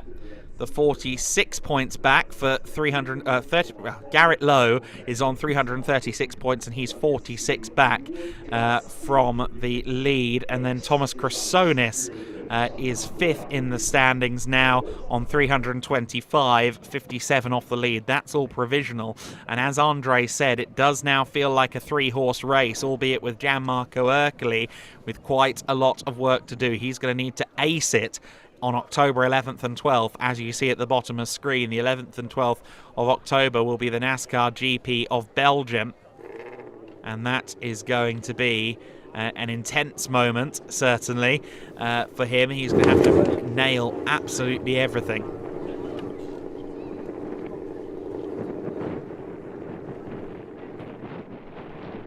A lot of question marks going into that last phase of the season. But for Vittorio Ghirelli and PK Carsport, a championship lead coming out of this weekend is certainly what they would have wanted, what they would have expected, but maybe not what they would have seen coming after the incident at turn 1 and 2 on lap 1 of the race yesterday. He was well down the order, he recovered nicely, but then that penalty dropping him outside of the top 10.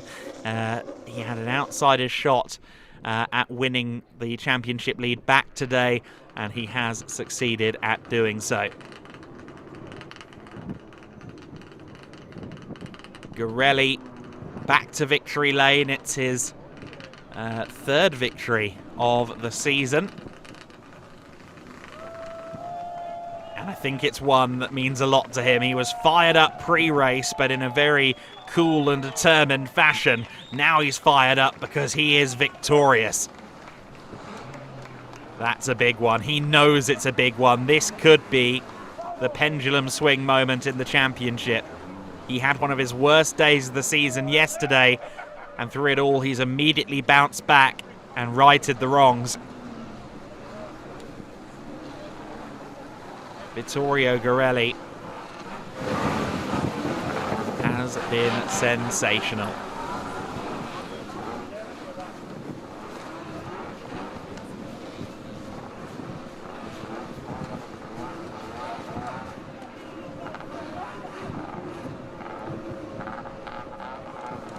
Ghirelli, helmet off, will compose himself a little bit and then talk to Andre there in victory lane.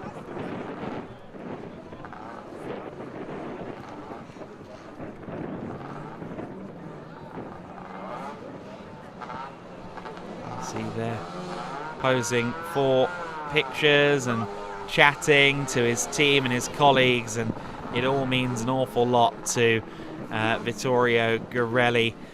The passion, the determination, and it's all paid off in this race win. Will it pay off again in Zolder? He has the leg up. He has the narrowest 4-point championship lead over Paul Giuffreau heading into the finale. Giuffreau very much looming large in his mind, I'm sure, but a big step taken today by Ghirelli to salvage this Oschersleben weekend.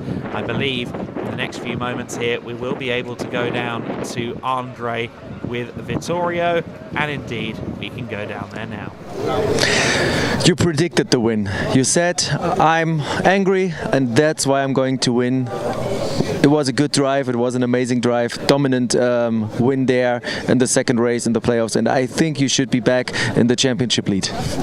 Yeah, it was awesome. I mean, what a race. The PK 24 was really flying today, and all weekend actually. Yesterday it was a bit of a heartbreak with the incident in turn 1, but it's racing, and yeah, I wanted to really take this win for my family, for my sponsors, you know, and this is a nice result. I'm really emotional because after a big heartbreak, you know, God always looks from up, you know, and this is what we got. So very happy. Thanks to everyone. Hope we did a good show. It was cool in the first few laps.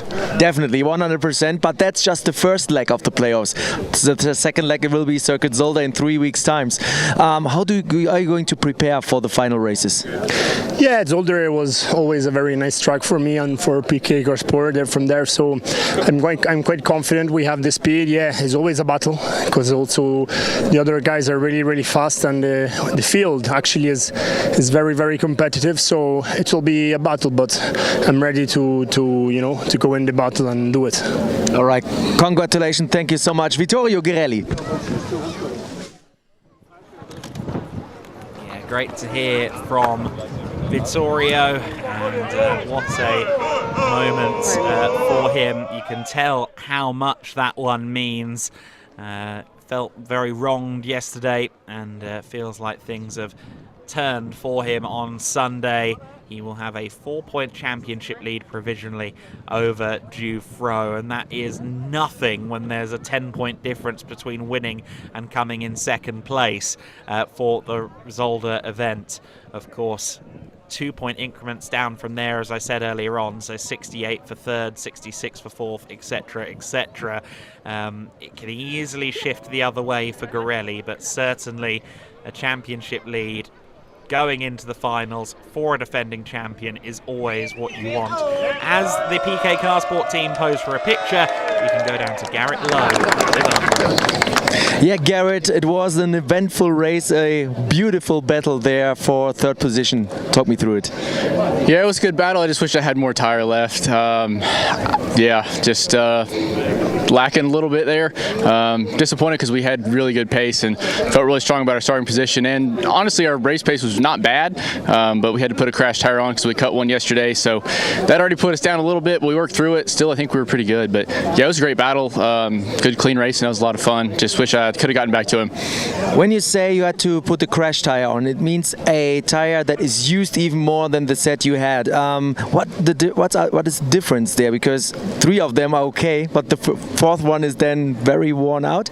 Yeah, it really throws your balance for a loop because you got 3 that are from yesterday and 1 that's from a previous weekend. So it has double the amount of laps. So yeah, I mean, that makes it a big challenge for us. And we kind of tried to adjust around this afternoon before we got started. I think we made a good change to help it, but wasn't quite enough. Can I I ask where you put the oldest one then? No. I tried. Yeah, I tried. I'm going to check the garage now. I will not say anything. If it's a secret, it's fine. All right, thank you so much. Congratulations. And I think I have the next driver already lined up, Paul Giuffreau. It was a strong race for you as well, but there was nothing you can do to catch Vittorio. Was it the tire advantage he had? I don't know. We can have a tire advantage with the spin he had at high speed yesterday, but no, okay. No, it's not the perfect race for us. A bit lacking of pace. I was feeling good with the car. That's strange because the balance was good, and yeah. So it's the race. You cannot win every time. Good job to him because before to win, it's a really good performance. So good job to him. Of course, I'm a bit disappointed of the result, but if you take a step back, we came with a 12 points gap with the leader. Now it's a 4 points gap, so it's pretty cool. So yeah, I have to be happy with that, and so yeah, I'm a bit disappointed, but I have to be happy. It's going to be a three-way battle, I think, at Circuit Zolder. That's my personal prediction with you, Ghirelli and Ercole, really close together in the overall standings. How are you going to prepare for the last race weekend of the season? I hope I will do my first testing session of the year. We are finding the budget to do it, so yeah, I will make my first practice session since 3 years. So yeah, we have to work because Piquet is from Zolder, so they will be insanely fast. So we have to go testing. It's the only thing that we are lacking. This weekend we know that Piquet and Cal Racing went testing. The pace we shown without testing is a really unbelievable performance from RDV. But with some testing, I think we can do something great at Zolder. All right, merci beaucoup. Thank you so much. Congratulations. And I think I get the next driver, Martin Dubeck. Martin, somebody told me that you were even thinking about not taking part in the race. Yeah, because I'm dying now. I cannot move with my neck. My back hurts, so I didn't want to start, but we did it, and finally we have the podium. But now I could not find the podium because it's my first time here this weekend. So yeah, but we finished well. So we have trophy, so good. And now preparing and relax a little bit for the final race weekend at Zolder? Yeah, we have 3 weeks now rest, so now some business, and then I won the title in Open, so I think there is still chance for that, and also we have good points now from this race in Pro, so let's see what happened there, but I want the title again. Good, no, I don't do that. Good job. Thank you so much. Congratulations. The next one, Bruno Muldas. We are getting used to it, to stay here at the podium, right? Well, yeah, it's getting nice now. I like it here. How was the race for you? Because we saw you going through almost the whole field there. It was quite intense. I mean, starting from P20, well, I don't even know exactly, to be honest. But far in the back, it was basically impossible. But no, the pace was really good this race, so it made it forward quite a lot. All right, thank you so much. Congratulations. I think we have to start with the podium ceremony too. That's it from me. Also here from my home race at the Motorsport Arena Oschersleben. One thing, I think my little daughter is watching. It's still there. See you. Goodbye. See you in 3 weeks. Adam, it's up to you now. Thank you very much, Andre. Always good to have you there, getting all the reactions immediately post-race down in Victory Lane with the stars of the NASCAR Euro Series. The podiums will begin very shortly. A few ceremonies to take you through here, of course, being the end of the weekend. It will be the overall podium first, which we should see shortly.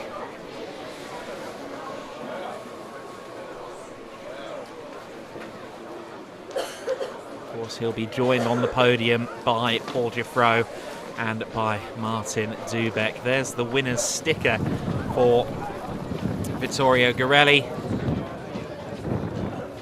His third win of the season, but only the second sticker on the car, which is interesting to me. He has, I think one of the wins may have been inherited post-race, which might explain that, but another sticker for Ghirelli. You see there he's got the hat cam on him as well, getting a near driver's eye perspective of that walk onto the podium in front of the German fans here.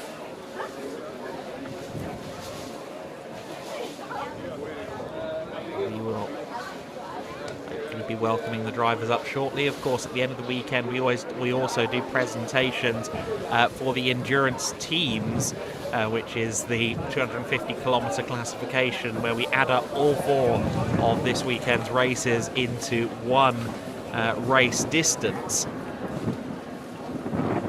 And that is going to be a win this weekend for Claudio Remeggio Capelli in the number 5 with a really strong showing.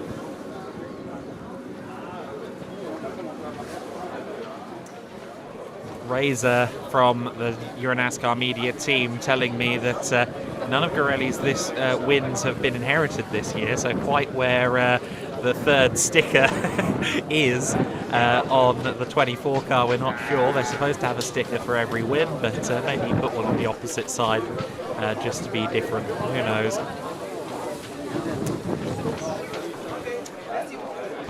Yes, it's going to be the Academy number 5 car that wins the kind of combined teams classification across all 4 races. Claudio Capelli's been really consistent this weekend, I feel, actually, for Thomas Krasonis on that front as well, because he was talking about prioritising that team's championship, and he was well on his way to winning this event on those terms. Before that breakdown in this race, and with that breakdown, of course, have also gone his hopes in the championship. It's now still, again, mathematically possible if a lot of things go wrong for a lot of drivers, but sadly for the number 13 driver, it's going to be another year at least for pro championship fight, and potentially for endurance teams as well. But in the open division, of course, he will head into Zolder with a 35-point lead, which is one of the bigger leads I can remember someone having in recent times in the NASCAR Euro Series.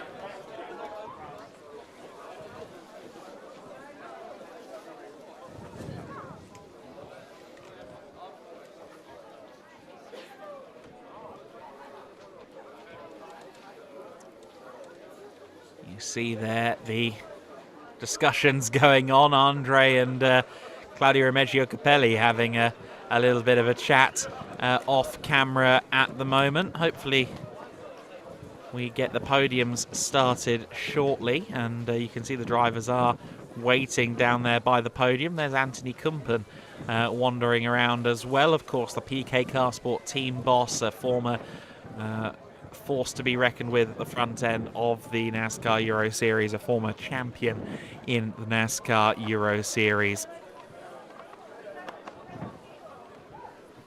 Absolutely brilliant point by Nina Weinbrenner, one of the photographers in the paddock, who's let me know was probably that panel got replaced after Brands Hatch. Of course, that number 24 car had a huge crash, Vittorio Ghirelli's car, in the hands of Thomas Dombrowski in the open division. It was a big impact, and they had to replace just about everything on the car. So I think that might be the reality, actually, that the winner's sticker from earlier in the year is in a skip somewhere in Kent, unfortunately.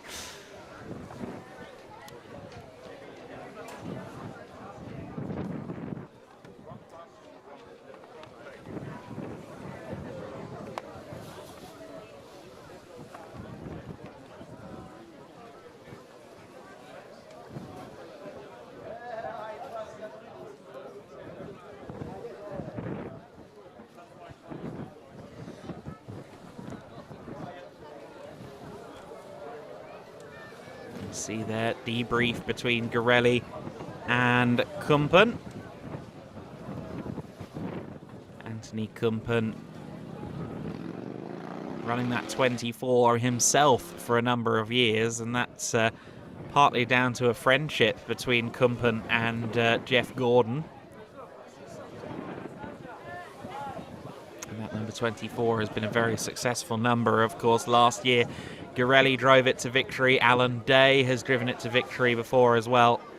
I believe it was the number on Kumpen's car as well when he was at the top of his game in this series.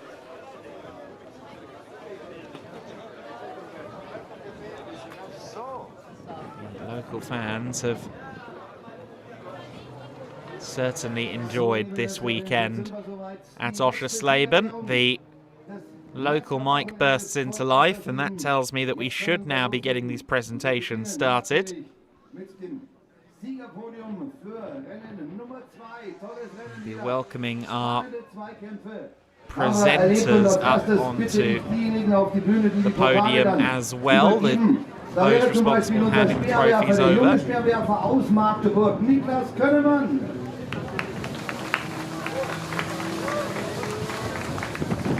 Und seine nur 3 Jahre älteren Kollegen, auch ersten Speerwerfer, Moritz Moorstein. Moorstein will be up there doing this as well.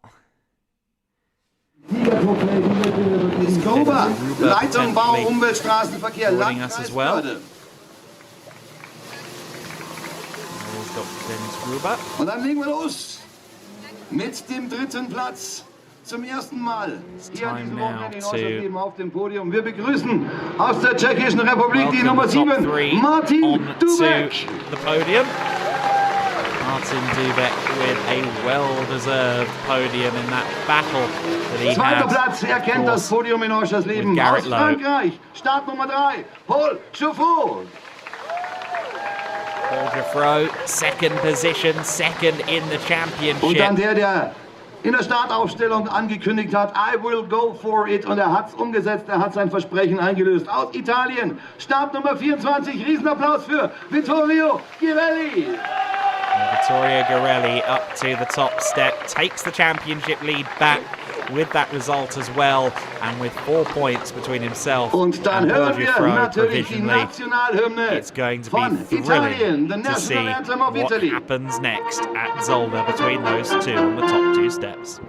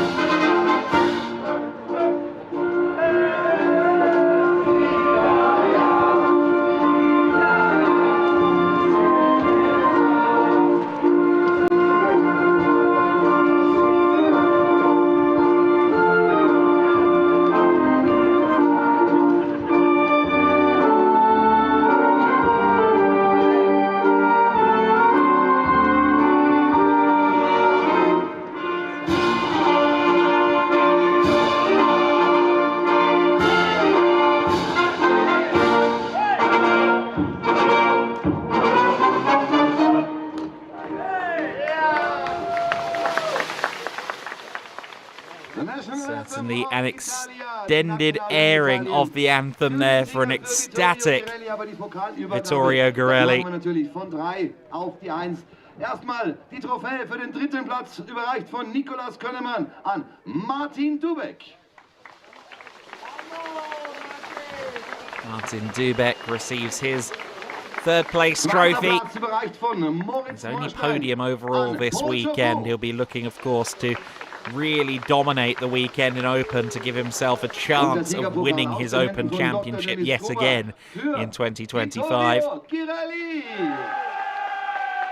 Vittorio Ghirelli, though, receives the big trophy, boosting it up to the rafters. Und dann natürlich, bitteschön, ein Foto von allen dreien. I think with this result as well, yeah, Vittorio Ghirelli becomes the first ever repeat winner here at Oschersleben. We've got a win apiece for Tobias Downhauer, Paul Geoffroy, Gianmarco Ercoli, and indeed Liam Hezemans yesterday. Vittorio Ghirelli now has 2 wins here to his name, the first driver to have won more than once in the Pro Division in this series.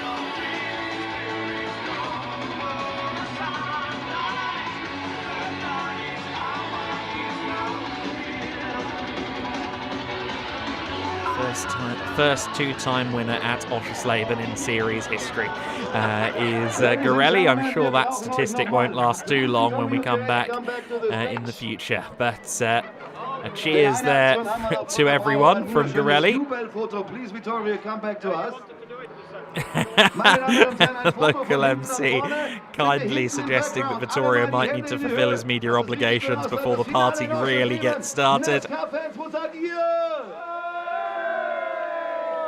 The local fans delighted to see these guys year on year. Of course, if you come back year on year and watch the broadcast between, you very easily start to pick your favourites, and I'm sure the Vittorio Ghirelli fan club local here will have been thrilled to see him win. Da geht es um die Punkte, die am Samstag und am Sonntag vergeben worden sind. Und da gibt es einen Ring dazu. Dann bitte ich auf die Bühne Marco Raggi. Next up, it is a presentation from Marco Raggi of TJ Titanium Rings. And that will go to the fastest driver of the Pro Division, the driver with the best results across both races, and that goes to Paul Giuffreau, who's had a really strong, really consistent weekend. Of course, had to work to get his way back up the order yesterday for his troubles. He now has the titanium ring.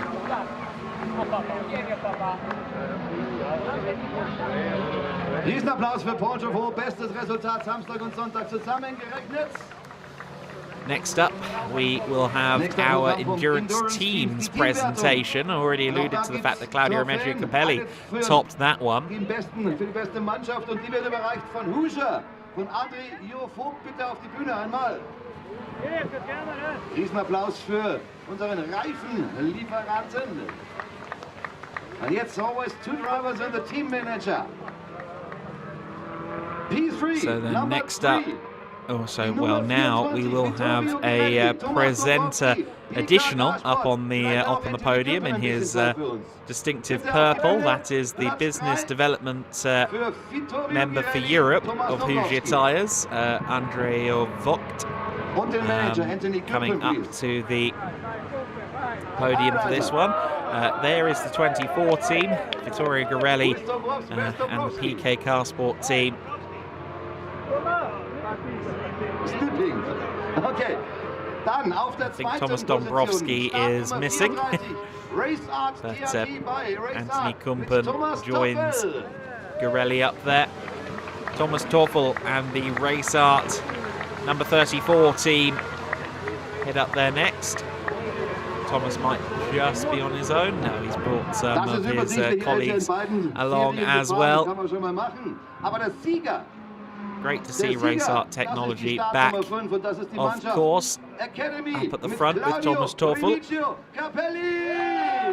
Claudio Remeggio Capelli, though, is the winner. The priest of Euro NASCAR, as he's becoming known, thanks to Thomas Krasonis and the NASCAR Discord server. And certainly a performance with all the wisdom and measured performance that you'd expect from the priest of Euro NASCAR.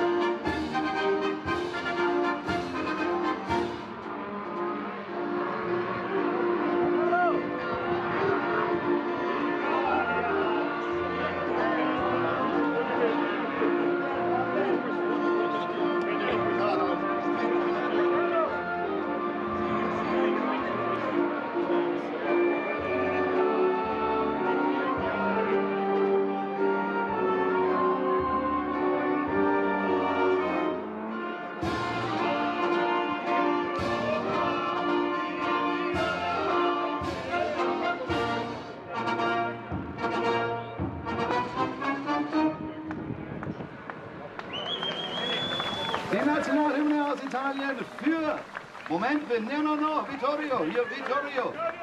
We need the trophies, please. Platz 3. Vittorio Ghirelli being disciplined for his speedy exit. Für die 24 von PK Car Sport, herzlichen Glückwunsch. third place trophy for him and Thomas Dombrowski for their efforts this weekend. Restart, TRT, die Nummer 34 für Thomas Toffel und Co. The presentation there to Thomas Toffel and Race Art Technology will be Claudio Capelli, lapping up the spoils of 4 very strong races across the Pro and the Open division. It's Federico Monti there with him. Careful lifting that one up to the rafters. It's a big one. You might end up taking out some lights.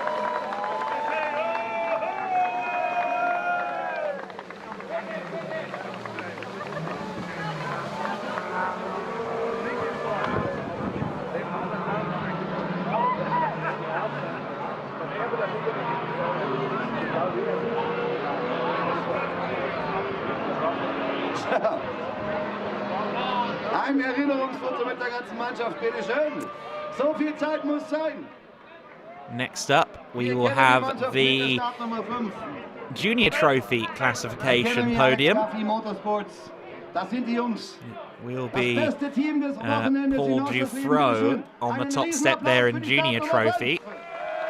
Again, what could have been for Liam Hezemans in this race on that front, because he could have really drawn himself into the battle with Dufresne for the Junior Trophy had things gone better, had things gone differently. The Academy Motorsport guys pose for their pictures. Wahnsinn, was die für eine Show abziehen. Sensationell. Die haben sich richtig gefreut. Während wir nun weitermachen mit der Junior Trophy. Auch da gibt es wieder 3 Pokale. Ich bitte auf die Bühne Nikolaus Könnermann, Moritz Morstein und Dr. Dennis Gruber für die Positionen 1, 2 und 3.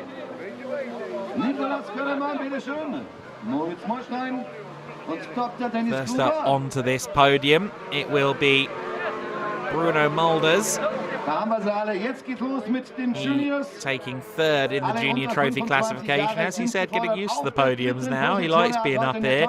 And I'm sure we're going to see more of him doing this in the Pro division in years to come. I'll be interested to see what he does in 2026. I do hope that he's back with us. It certainly sounds like Team Blake Molen have long-term plans for this young man. But will he be doing just Pro? Will he be doing Open as well? It'll be very interesting to see. Riesenapplaus für die Promotion 99, Garrett Lowe. Garrett Lowe for the local team for promotion, 4th in the overall race, had that great battle with Dubek, but 2nd in Junior Trophy, behind the driver of the number 3 RDV competition car, that is Paul Dufresne.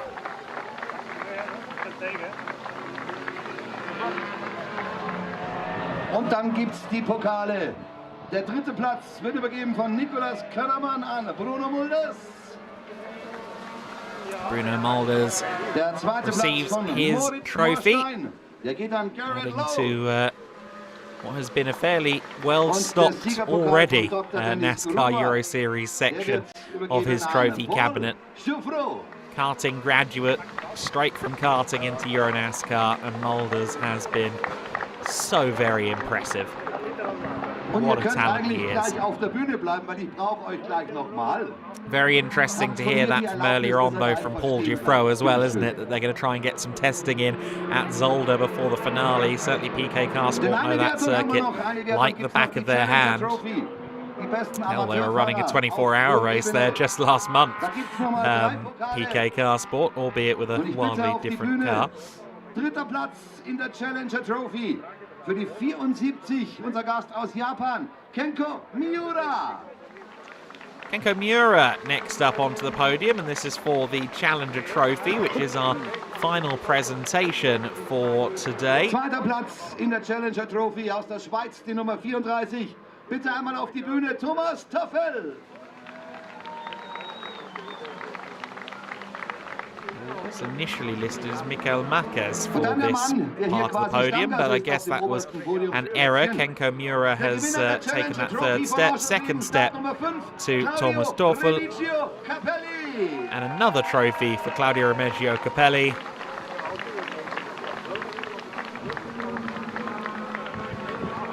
All priest, no Judas. Noch Pokale, der Pokal für Platz 3 übergeben vom Speerwerfer von Niklas Könnemann. Er hat mir gesagt, seine Bestleistung sind 72 Meter.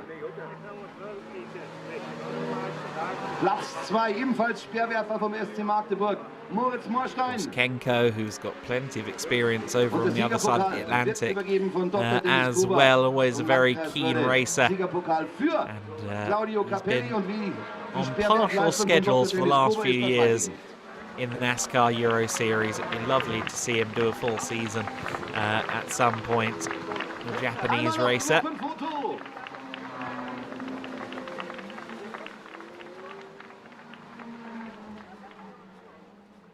Zuschauer, und dann war's das. Dann sind wir durch mit dem Programm. Das war, ja, der Deckel drauf. Das Buch ist and that is our final podium presentation. So the victory lane will now clear, and in 3 weeks' time we will be heading to Zolder. One last look though at Oschersleben. Let's take a highlights view of the pro race that we just witnessed in the NASCAR Euro Series. Lots of fans watching on from the main straight and dotted around the circuit as well here at Oschersleben for our fourth race and final race of the Euro NASCAR proceedings in Oschersleben. Race 2 at the weekend for the Pro Division, and it was a good start from Paul Giffreau, but not good enough to stave off Liam Hezemans round the outside at turn 1. From the outside of the front row, converts it into the lead for turn 2. A big spill, though, further behind for the number 14, Ulysse Delso. The only driver, though, facing the wrong way, which, quite frankly, is an improvement over what we had last time. It looks like Giorgio Maggi, unfortunately, was heavily involved in that collision. It also affected Gianmarco Ercoli. He got held up as Delso was spinning around. Liam Hezemans was doing a great job defending up against Paul Giffreau, and eventually Giffreau would lose out to Vittorio Ghirelli. Ghirelli around the outside around turn 13 and 14 moved up to second place, and while he did that, his PK Carsport teammate Thomas Krasonis unfortunately ended his day. That car seemingly with an issue, but he wasn't the only one with problems. You saw it there halfway down the straight. Hezemans seemingly just slowing down, caught out Ghirelli, nearly a crash between the two of them, and Hezemans was in the early stages of a gearbox problem. That would ultimately hand Ghirelli the race lead, and it would eventually send Hezemans all the way down to 21st, and a race finished in the pit lane. While Hezemans fell through the order, Bruno Mulders was going the other way. He started well back outside the top 20 and managed to move well up the order and received a very hefty hip check, though, from Thomas Toffel when he was trying to move up to P7. Ended up back behind his teammate Sebastian Blekemolen for a little while. Hezemans was hanging on in there, trying to limp the car home, but it was only getting worse, and the pace was only dropping further off. Claudio Capelli took advantage, and then soon everyone else would as well. Mulders did quite well to keep that car pointing in the right direction.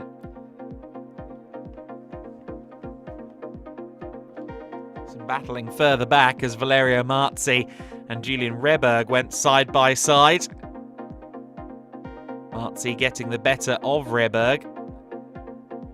And Thomas Toffel ended up in a spin. Still not quite sure whether that was helped by Bruno Mulders or not.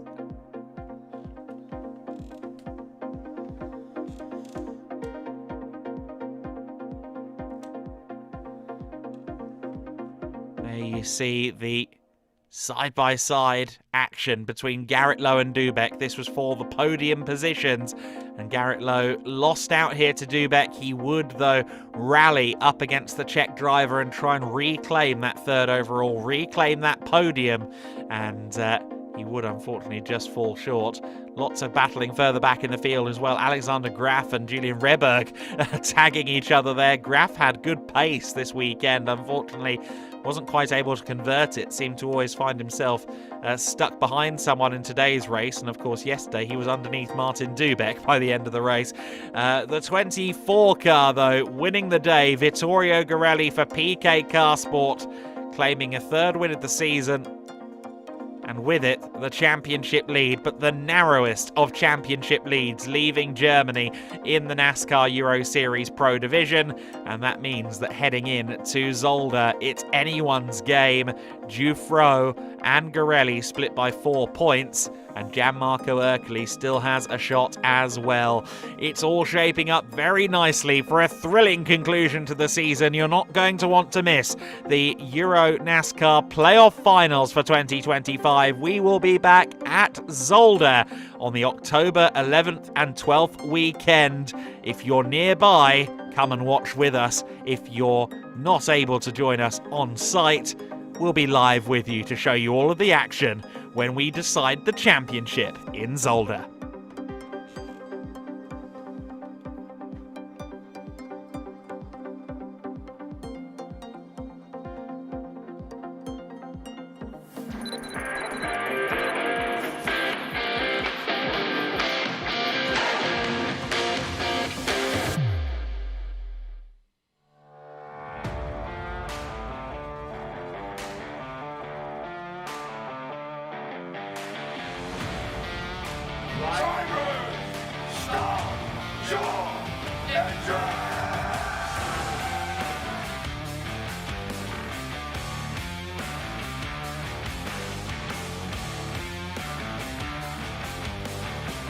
Thanks, guys. Thank you very much.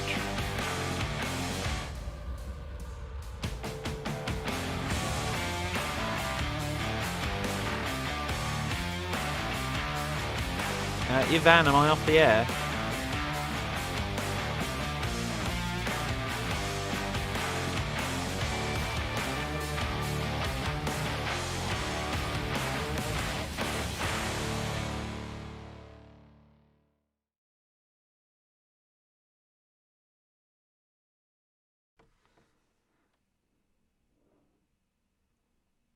Oh, will you be there?